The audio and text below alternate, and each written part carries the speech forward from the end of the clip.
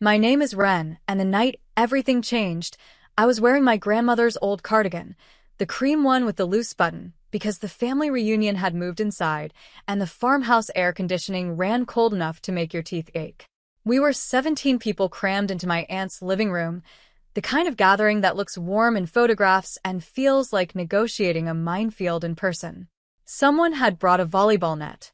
My brother Garrett thought it would be funny to spike the ball directly at me from 6 feet away, full force, while I wasn't looking. I heard the impact before I felt it. Then I felt it, a white-hot detonation behind my left eye, and my knees just decided they were done. I went down onto the hardwood and curled instinctively, the way a body does when it's trying to protect itself from something it doesn't yet understand.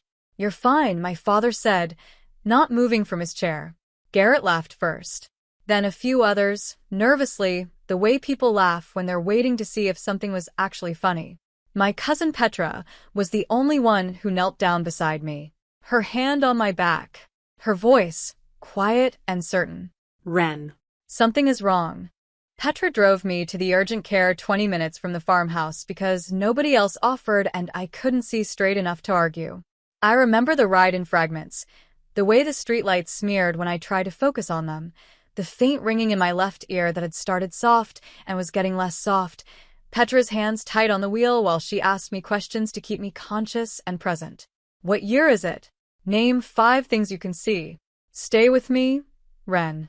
My mother texted while we were in the waiting room. "Dinner's ready when you're back. Don't make it dramatic." I stared at that message long enough that Petra leaned over and read it. She didn't say anything. She just took my phone gently and turned it face down on the seat between us.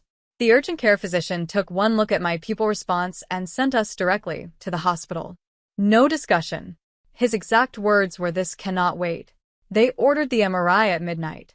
I lay inside the machine while it hammered and hummed around me, thinking about how Garrett had laughed, how my father hadn't stood up, how my mother's first instinct was to call me dramatic before she even knew what was wrong. The technician's face, when she came back in, told me something before she said a single word.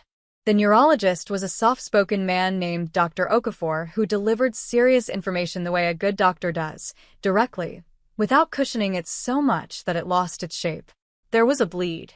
Small, he said, but located in a place that made small irrelevant as a comfort. Behind my left eye, pressing against the optic nerve, in a region where untreated pressure had a documented history of becoming something permanent and catastrophic. He used the word fortunate twice, once about the timing, once about Petra's decision not to wait until morning. I lay in the hospital bed and listened to him explain what the next 72 hours would look like, and I felt remarkably calm in the way that people feel calm when the situation has moved beyond the range of emotions they've prepared for. Petra sat in the chair beside me, still in her reunion clothes, her mascara slightly smudged, writing down everything Dr. Okafor said in the Notes app on her phone with focused, quiet determination. After he left, she was silent for a moment. Then she looked at me with an expression I hadn't seen on her face before, something between grief and fury, carefully controlled. "Ren," she said, "you need to call a lawyer." I looked at the ceiling. The fluorescent light hummed above us, steady and indifferent. "I know," I said. I spent 3 days in the hospital. Nobody from my immediate family came. My mother called once on the second morning and spent 4 of the 7 minutes explaining how Garrett felt terrible and how I needed to understand he didn't mean it, and how making a big deal out of this would ruin the family dynamic she'd spent years carefully maintaining.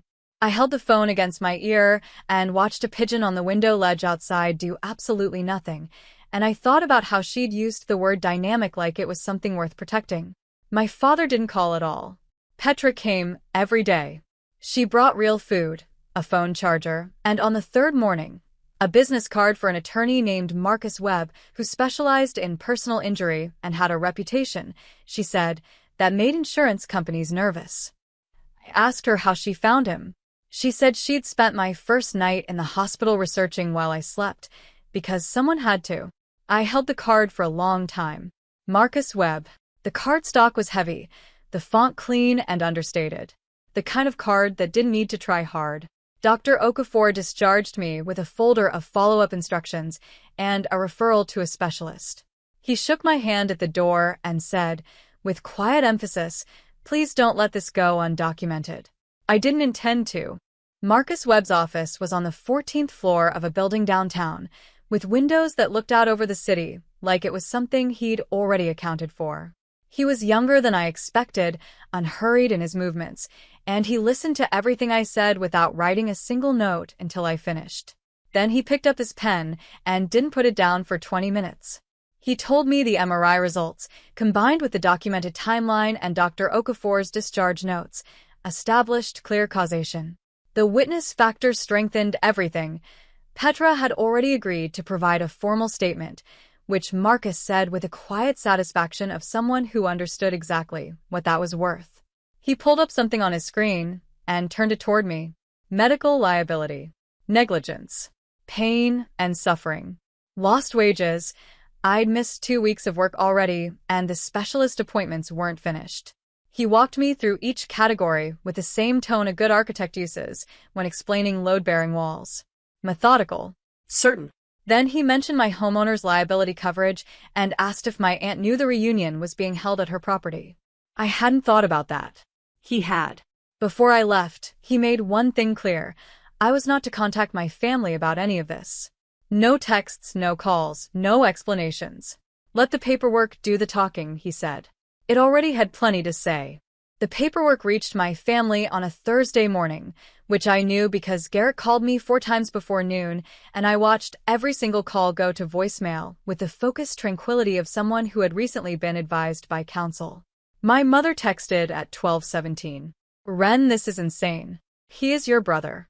You are tearing this family apart over an accident."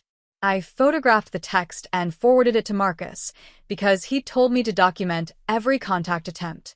I was becoming very good at documentation. My aunt called Petra, which was a strategic mistake because Petra had spent 3 nights in a hospital chair and had approximately no patience left for damage control conversations.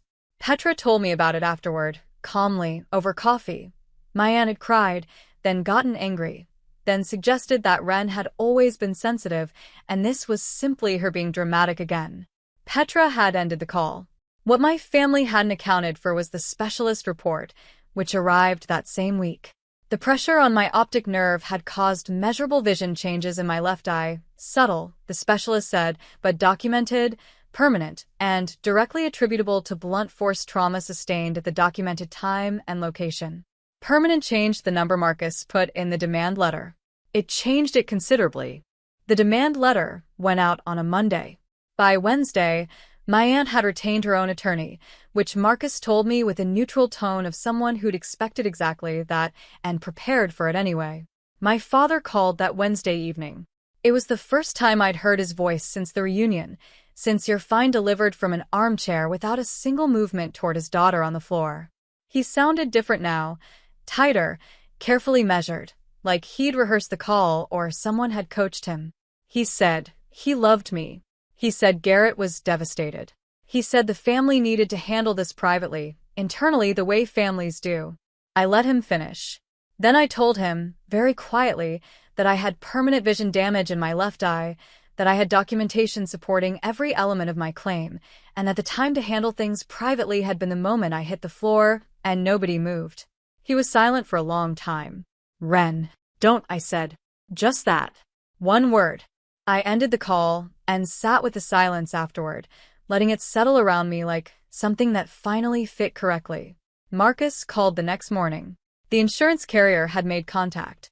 They wanted to negotiate rather than litigate, which he explained meant they'd reviewed the specialist report and made a very rational decision about their own exposure. He used the word significant when describing where he expected this to land. The settlement was reached on a quiet Friday in November, 6 months after volleyball and my brother's carelessness rearranged the entire trajectory of my life. I didn't celebrate. I sat in Marcus's office while the final documents were signed, and I felt something more complicated than victory, the heavy, clarifying grief for the family I'd apparently never actually had, mixed with a clean, steady relief that I'd finally stopped pretending otherwise. The amount covered every medical bill, every specialist visit, every missed paycheck, and then kept going in the way that permanent damage tends to when it's properly documented and competently argued. Marcus shook my hand at the door with the quiet satisfaction of someone who never doubted the outcome. Petra took me to dinner that evening. We sat at a corner table and ordered good wine and didn't talk about any of it for the first hour, which was exactly what I needed. My family never apologized. Not formally, not privately, not in any of the ways that might have meant something. Garrett sent a single text 4 months in, "Hope you're good," that I read once and never responded to. I moved to a new apartment in January. Lighter, quieter. A window in the kitchen that caught the morning sun at an angle that made everything look deliberate and warm. My left eye still catches light differently than my right. Some mornings I barely notice. Most mornings I remember exactly who taught me the difference between people who show up and people who simply occupy space.